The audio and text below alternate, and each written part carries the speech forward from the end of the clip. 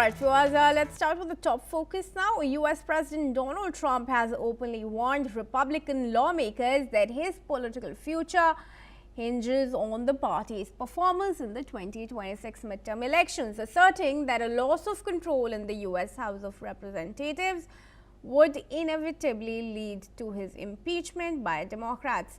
Speaking at a House Republican caucus retreat in Washington, Trump said that Democrats would look for any pretext to initiate impeachment proceedings if the grand old party failed to retain its slim House majority. He also emphasized that victory was essential to prevent what he described as politically motivated action against him. Let's listen in to that statement from Trump. You got to win the midterms, because if we don't win the midterms, it's just going to be, they'll find a reason to impeach me. I'll get impeached.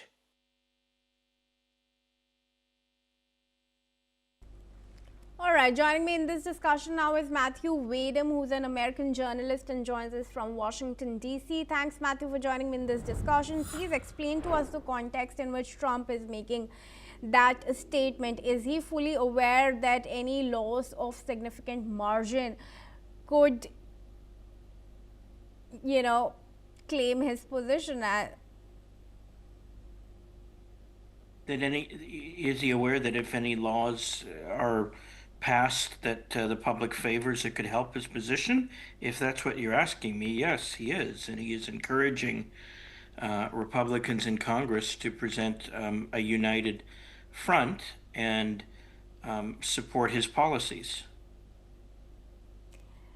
Yeah, so please go on to explain us the context in which he's making these statements. Does he know that his campaign in Venezuela is what is going to risk his position?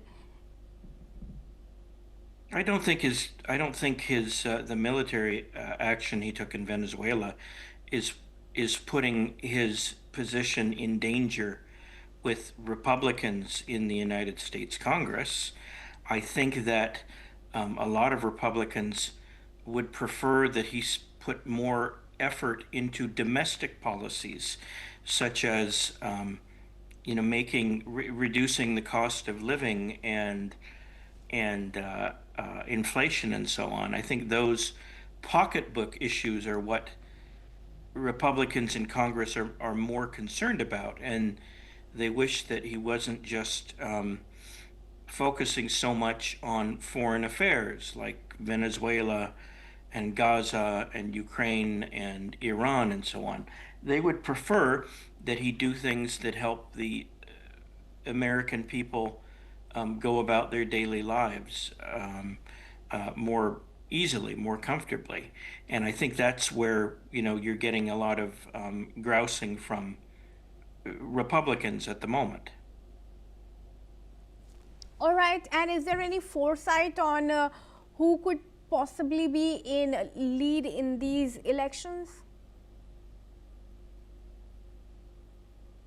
Well, I've seen polls that are all over the place. And so I don't, normally the party that wins the White House, if it controls Congress, it loses control in the midterm congressional elections that happen 2 years later. So that, it doesn't always happen, but it happens most of the time. And, it looks like that is what is going to happen right now. But there are other factors that make that outcome less clear, such as gerrymandering at the state level, where gerrymandering is a political science term in America. It means changing the districts, the electoral district boundaries in states to favor a particular party or a particular constituency. Sure. For example, Texas redistricted the whole state to give Republicans an advantage. Balancing against that, California recently redistricted the state to give Democrats more of an advantage.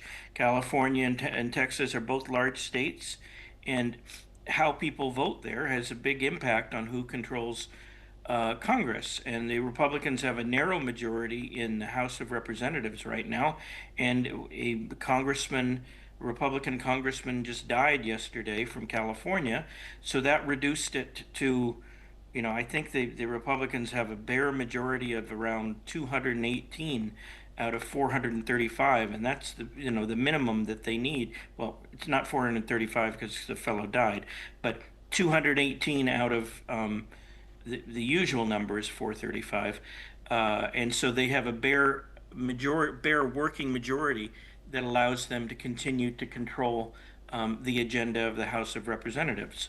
So it's getting very tight, and there could be other things that change that affect the result. There's a big case pending before the U.S. Supreme Court right now about race-based redistricting out of the Deep South, and if the Supreme Court may rule in favor of the Republican position.